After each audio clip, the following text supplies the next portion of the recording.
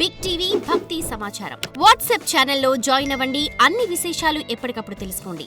కాశీ ఒక విధమైన రూపంగా సృష్టించబడింది. ఈ నగరం అంతా జ్ఞానోదయం కోసం ఒక క్షేత్రంగా నిర్మించబడింది.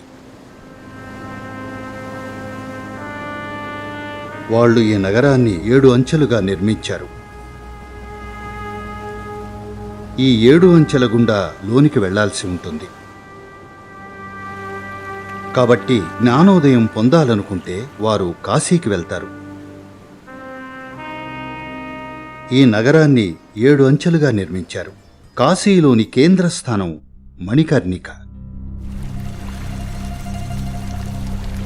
అక్కడ ఎప్పుడూ కనీసం ఒక్క శవమైనా కాలుతూ ఉంటుంది. ఎప్పుడు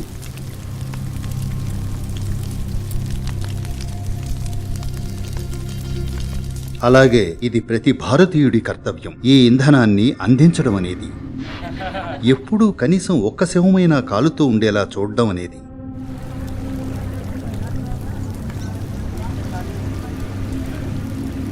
కాశీ లేదా బనారస్ని మహాశ్మశానం అని కూడా పిలుస్తారు.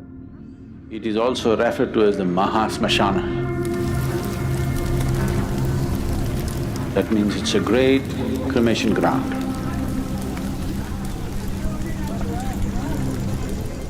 ఇలా ఎందుకంటే ప్రజలు జనన మరణాలను ఈ పంచభూతాల నాటకానికి అతీతంగా వెళ్ళడానికి ఒక సాధనంలా చూసేవారు. ఈ పంచభూతాలు కట్టిన గూడుకు అతీతంగా వెళ్ళడానికి, ఈ శరీరం అనే గూడుకు, ఇంకా ఈ విశ్వం అనే గూడుకు అతీతంగా వెళ్ళడానికి.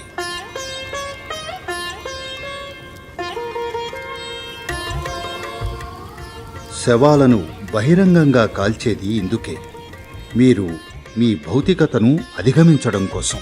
ప్రజలకు జరిగే ఒక విషయం ఏమిటంటే, మీరు శ్మశానానికి లేదా దహన సంస్కారానికి వెళ్తే మీకు వారు కావలసిన వారవ్వాల్సిన పని కూడా లేదు. వారితో మీకంత అనుబంధం లేదనుకుందాం.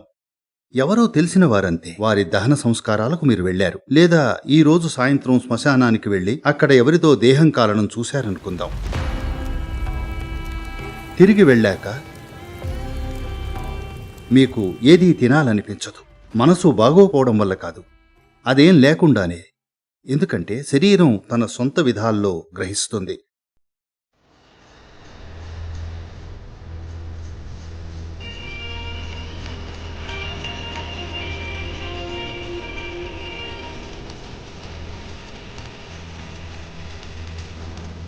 అందువల్ల అక్కడ ఎప్పుడూ కనీసం ఒక్క శరీరమైనా కాలుతూ ఉంటుంది. సాధారణంగా ఏ సమయంలో చూసినా అక్కడ కొన్ని డజన్ల శవాలు కాలుతూ ఉంటాయి. ఎందుకంటే అక్కడ తగిన వాతావరణం సృష్టించబడుతుంది. అక్కడ చనిపోయిన వారికి, అక్కడ దహించబడే వారికి, ఎక్కడ చనిపోయినా సరే వారి దేహాలను హుటాహుటిన కాశీకి తీసుకొస్తారు.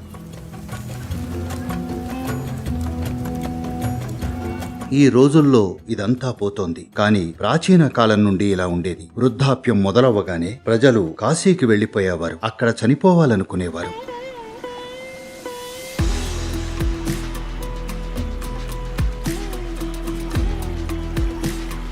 ఇప్పుడు అది కేవలం ఒక నమ్మకంగా మారిపోయింది. కానీ అప్పట్లో జ్ఞానోదయం పొందడానికి ఒక సజీవ ప్రక్రియ ఉండేది. ఈ నగరమే జ్ఞానోదయం పొందడానికి ఒక సాధనంలా నిర్మించబడింది.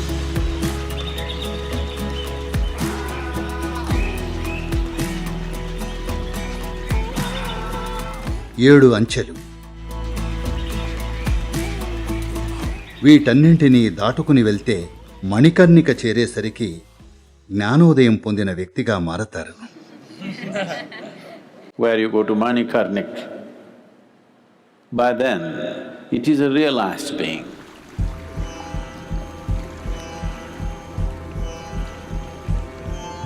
శరీరాన్ని విడిచే ముందే పంచభూతాల నాటకానికి అతీతంగా ఎదుగుతారు.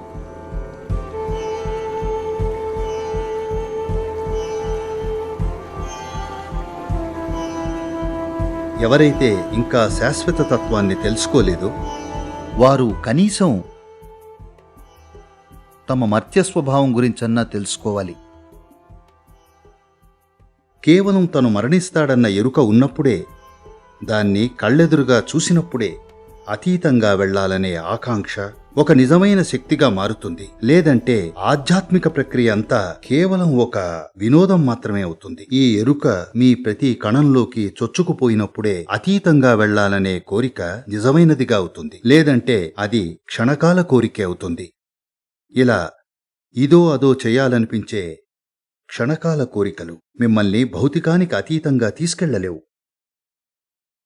అవి భ్రమల్ని సృష్టించగలవు, పగటికలను సృష్టించగలవు, కాని అవి వాస్తవాన్ని సృష్టించలేవు. వాస్తవాన్ని సృష్టించాలంటే కేవలం పగటి కలలను కాదు, వాస్తవాన్ని సృష్టించాలంటే ఈ ఎరుక మీ నరాల్లో జీర్ణించుకుపోవాలి. For more videos like this, subscribe Big TV channel.